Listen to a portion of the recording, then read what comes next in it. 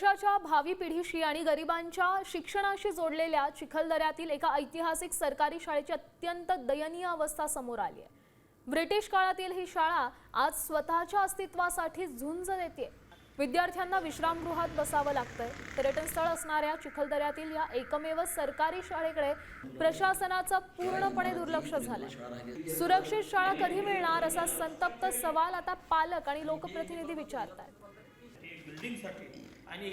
याविषयीचा आढावा घेतलाय आमचे प्रतिनिधी अमर घटारे यांनी। पाहूया।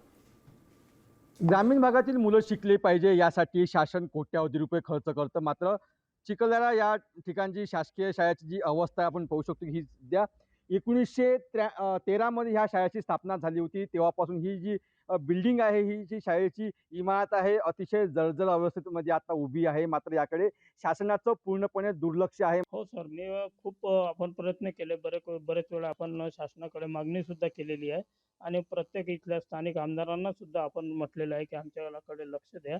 आणि ही शासकीय शाळा असल्यामुळे शासनाचं धोरण आहे की शासकीय शाळा एकदम व्यवस्थित करा।